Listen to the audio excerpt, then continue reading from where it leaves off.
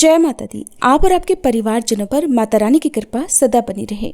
इससे पहले की कथा सुनने के लिए और कमेंट्स करने के लिए आप सभी का बहुत बहुत आभार। आज सुनिए देवी भागवत पुराण में आगे का वृतांत। इससे पहले के अध्याय में आपने सुना था कि किस प्रकार देवराज इंद्र एक मुनि त्रिशरा के तप से परेशान हो गए थे, भयभीत हो गए थे। उन्हें लग रहा था कि कहीं त्रिशरा मुनि देवराज इंद्र का पद, उनका सिंहासन न हासिल कर लें। इसीलिए उन्होंने पहले तो उनकी तपस्या भंग करने के लिए अप्सराओं को भेजा, और जब अप्सराएं इस कार्य में सफल नहीं हुई, तब देवराज इंद्र ने अपने वज्र से खुद ही त्रिशरा मुनि का वध कर दिया। मुनि त्रिशरा के 3 मुख थे, जिनमें से उनका वध होते ही तीनों मुख से अलग अलग पक्षी निकल आए। एक मुख से कबूतर, दूसरे से गौरैया और तीसरे मुख से तीतर पक्षी उड़कर चले गए। इसके साथ ही उनके प्राण प्रयाण कर गए। मुनि त्रिशरा को मृत देखकर देवराज इंद्र को बड़ा हर्ष हुआ। इधर जब त्वष्टा ने सुना कि मेरा प्रिय और परम धार्मिक पुत्र त्रिशरा मार डाला गया, तब उनके मन में क्रोध की सीमा नहीं रही। उन्होंने ये कहा कि मेरा पुत्र एक पुण्यात्मा मुनि था और जिसके द्वारा वो मारा गया है, उससे बदला अवश्य लेना है। इसलिए उसके वध के लिए मैं पुनः पुत्र उत्पन्न करूंगा। देवता मेरा पराक्रम और तपोबल देखें, वह पापी अपने किए हुए पाप के सारे कुफल पर ध्यान दे।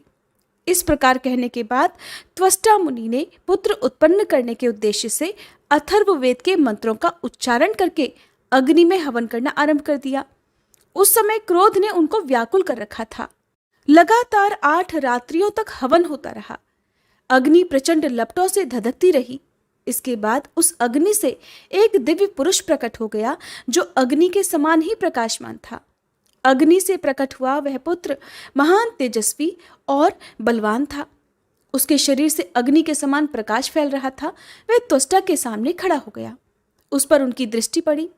तब त्वष्टा उस पुत्र की ओर आंखें करके कहने लगे, हे इंद्रशत्रु, तुम मेरी तपस्या के प्रभाव से अत्यंत शक्तिशाली बन जाओ।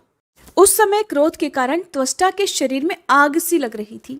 उनके कहने पर अग्नि के समान तेजस्वी वह पुत्र अपना कलेवर बढ़ाने लगा। ऐसा बढ़ा मानो आकाश छू लेगा।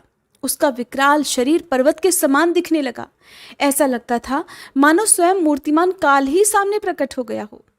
अत्यंत घबराए हुए अपने पिता से उसने कहा, पिताश्री, अब आप मुझे क्या करने की आज्ञा देते हैं?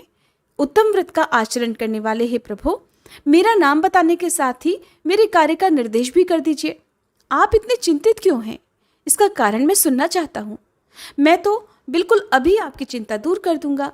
मेरे जीवन का प्रधान उद्देश्य भी यही है। इस पुत्र के उत्पन्न होने से क्या लाभ, जो पिता को दुखी दुख झेलना पड़े? मैं अभी समुद्र पी डालता हूँ। मेरे प्रयास से सभी पर्वत छिन्न भिन्न हो जाएंगे। मैं तेज किरणों को बिखेरने वाले इस उगते हुए सूर्य को अभी रोक देता हूँ। आप मुझे आज्ञा दीजिए, मैं आज ही देवताओं सहित इंद्र और यमराज को भी मार डालता हूँ। इनके अलावा और भी कोई विपक्षी नहीं बच सकता। इन सबको और इस पृथ्वी को भी उखाड़कर मैं समुद्र में फेंक देता हूँ। अपने पुत्र के ऐसे अनुकूल वचन सुनकर त्वष्टा के आनंद की सीमा नहीं रही। इसलिए पर्वताकार शरीर वाले उस पुत्र से वे कहने लगे, पुत्र, तुम इस समय मुझे व्रजिन अर्थात संकट से बचाने में समर्थ हो। इसलिए वृत्र नाम से इस संसार में तुम्हारी प्रसिद्धि होगी। महाभाग, तुम्हारा त्रिशरा नाम से विख्यात तपस्वी भाई था।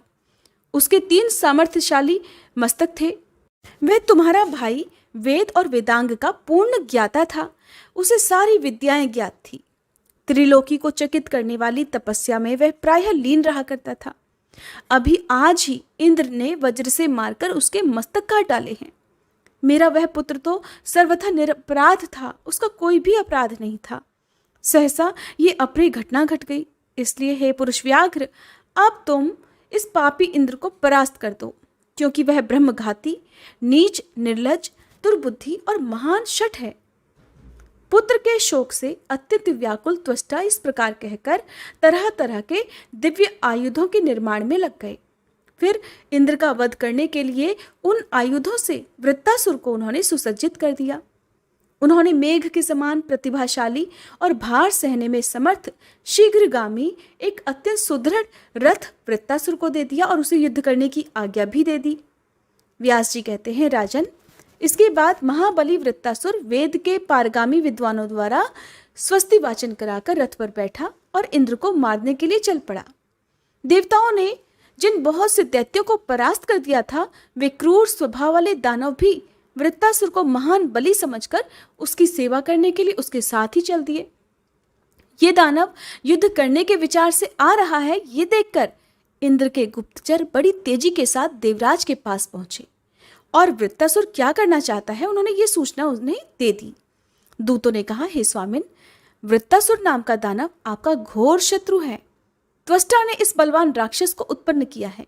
अब बहुत ही तेजी से वह रथ पर बैठकर इधर ही आ रहा है। पुत्र की मृत्यु से दुखी होने के कारण त्वष्टा के मन में क्रोध उत्पन्न हो गया था।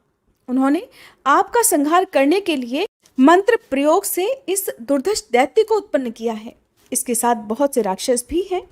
महाभाग, भयंकर शब्द करने वाला ये शत्रु बड़ा ही विकराल है। इसकी आकृति ऐसी है मानो मंद्राचल या फिर सुमेरु पर्वत हो। अब इसके आने में किंचित मात्र भी देरी नहीं है, इसलिए अब आप हे देवराज अपनी रक्षा का प्रयास करें। उसी अवसर पर अत्यंत डरे हुए देवता भी वहां आ पहुंचे। अभी इंद्र गुप्तचरों की बात सुन ही रहे थे कि इतने में वे भी अपनी अपनी बातें सुनाने लगे। देवतागण कहने लगे, भगवान, इस समय स्वर्ग में तरह तरह के अपशगुन हो रहे हैं। पक्षियों की बोली से जान पड़ता है जैसे महान भय सामने आना चाहता है। कौवे, गीद, बाज और कंक नाम वाले भयंकर पक्षी घरों में आते हैं और तरह तरह की बोली बोलकर रोने लगते हैं। चिड़ियों की चींची कूकू शब्दों की तो कोई गणना ही नहीं है। हाथी और घोड़े आदि वाहन आंखों से आंसुओं की धारा गिरा रहे हैं। महाभाग, रात में भवनों पर रोती हुई राक्षसियां आती हैं और उनका अत्यंत भयंकर शब्द सुनाई देने लगता है। हे मानद, बिना आंधी के ही ध्वजाएं टूटकर गिर रही हैं। आकाश, पाताल और मर्त्यलोक चारों तरफ उत्पात ही उत्पात दिख रहा है। रात में सियारिनियां घर के आंगन में आती हैं और करुण स्वर में रोने लगती हैं। हर घर में गिरगिटों के जाले लगे हैं। प्रायः अनिष्ट की सूचना देने वाले सभी अंगों में फड़कन शुरू हो गई है। व्यास जी कहते हैं, राजन, देवताओं की ये बातें सुनकर देवराज इंद्र चिंतित हो गए।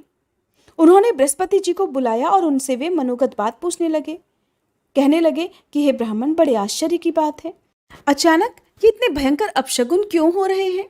महाभाग, आप सर्वज्ञ हैं, इस विघ्न को दूर करने की आप में पूर्ण योग्यता है। आप बुद्धिमान, शास्त्र के तत्व को जानने वाले और देवताओं के गुरु हैं, विधियों के ज्ञाता। हे ब्राह्मण, आप शत्रु क्षय करने वाली कोई शांति करने की कृपा करें, जिससे मुझे दुख न देखना पड़े। वैसा ही आपको कोई प्रयास करना चाहिए। तब बृहस्पति जी बोले, हे इंद्रदेव, मैं क्या करूं? इस समय तुम्हारे द्वारा बड़ा घोर और निंदित कर्म जो हो गया है। निरपराधी मुनि को मारकर तुम क्यों इस बुरे फल के भागी बन गए? अत्यंत उग्र पुण्य और पापों का अमिट फल शीघ्र ही भोगना पड़ता है। इसलिए कल्याण चाहने वाले पुरुष को चाहिए कि खूब सोच विचार कर ही कोई कार्य करे। जिससे दूसरों को कष्ट मिले वैसा काम कभी ना करे। दूसरों को पीड़ा देने वाला स्वयं सुखी रहे, ये तो बिल्कुल असंभव है। हे शक्र, तुमने मोह और लोभ में पड़कर ब्रह्म हत्या कर डाली है। अब सहसा किए हुए उसी पाप कर्म का ये फल तुम्हारे सामने आ गया है। सभी देवता मिलकर भी उस वृत्तासुर को नहीं मार सकते और तुम्हें मारने के लिए वो ही आ रहा है। उसके साथ बहुत से दानव भी आ रहे हैं। वासव, दिव्य आयुधों को लेकर वह सामने आ रहा है। देवेंद्र, वह प्रतापी दुर्धर्ष दैत्य जगत का संहार करने की इच्छा से आ रहा है। अब वह किसी प्रकार मारा नहीं जा सकेगा। राजन, इस प्रकार बृहस्पति जी के कहने पर वहां कोलाहल मच गया। यक्ष, गंधर्व, किन्नर, तब को ही सार समझने वाले मुनि तथा देवता सब के सब घर छोड़कर भाग गए। ये देखकर इंद्र बड़े चिंतित हो गए।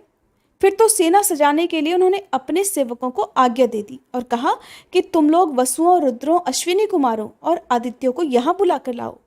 पूषा, भग, वायु, कुबेर, वरुण और यम आदि सभी प्रधान देवता अस्त्र शस्त्र लेकर विमानों पर बैठें और शीघ्र ही यहाँ आ जाएं, क्योंकि इस समय शत्रु हम पर चढ़ाई कर रहा है। इस प्रकार सेवकों को आज्ञा देकर देवराज इंद्र ऐरावत हाथी पर सवार होकर अपने भवन से चल पड़े। ऐसे ही सभी देवता भी अपने अपने वाहनों पर सवार होकर अस्त्र शस्त्र लेकर निकल पड़े। तब तक वृत्तासुर भी दानवों को साथ लिए हुए मानस पर्वत की उत्तरी सीमा पर पहुंच गया। इंद्र भी देवताओं के साथ उस स्थान पर पहुंचे और युद्ध आरंभ हो गया। फिर तो उस युद्ध स्थल पर देवराज इंद्र और वृत्तासुर में बड़ी भयंकर लड़ाई छिड़ गई। मानवीय वर्षों से 100 वर्षों तक युद्ध होता रहा। मनुष्य तथा आत्मानुभावी ऋषि सबके मन में आतंक छा गया। पहले वरुण का उत्पात भंग हुआ, फिर वायुगण विचलित हुए। इसके बाद यम, अग्नि और इंद्र सब के सब युद्ध स्थल से भाग गए। जय माता दी। आज के अध्याय में बस इतना ही। इसके आगे की कथा आप सभी अगले अध्याय में जरूर सुनिएगा।